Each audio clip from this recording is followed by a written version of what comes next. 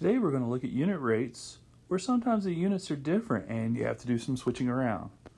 So let's see what we're talking about. Miss White walked 3/8 of a mile in 1/6 of an hour. How many minutes would it take her to walk 1 mile? Notice this unit is minutes and this unit is hour. So that means we may have to be doing some switching around. So it wants to know how many minutes would it take her to walk 1 mile. So that means it's going to be time over miles. And that's very important that you realize the setup. How many minutes would it take her to walk 1 mile? So we need miles in the denominator. So that part's easy. We know it's 3/8 of a mile. But what do we put up here in the numerator? 1/6 of an hour? Well, what is 1/6 of an hour? 1/6 times 60 minutes.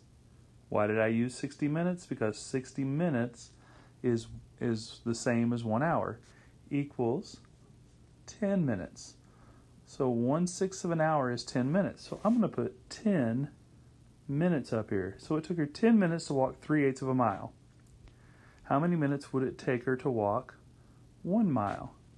So I'm simply going to do a complex fraction, and that'll be 10 over 1 times 8 over 3.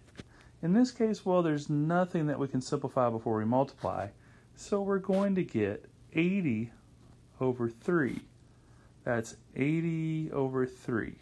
Well, how much is 80 over 3? Well, it's 26 and 2/3 minutes to walk 1 mile. Okay? So, yeah, that's a little different. George was making homemade ice cream. His recipe for a gallon of ice cream calls for a half a gallon of milk. How much milk would be needed for a 6-quart ice cream maker? Well, let's see. We need to know how much milk would be needed for a 6-quart ice cream maker. So how can we do this? We have a recipe that has a unit rate. It has a unit rate of 1/2 gallon of milk for every 1 gallon. That's the unit rate it gives us. But how do we use that to figure out how much we need for a 6-quart? Well, let's see. What could we do? How about instead of a gallon, we replace that with 4 quarts? Okay? So we could figure out how many gallons of milk we use for every quart.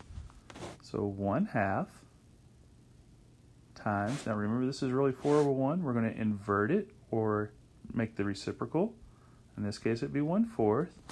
We end up with 1/8 of a gallon of milk per 1 quart. So for every quart of ice cream we make, we need 1/8 of a gallon. Okay, so how does that help me solve this problem? Well, you have 6 quarts. How many gallons of milk do you need? Well, how about 6/8 of a gallon for 6 quarts?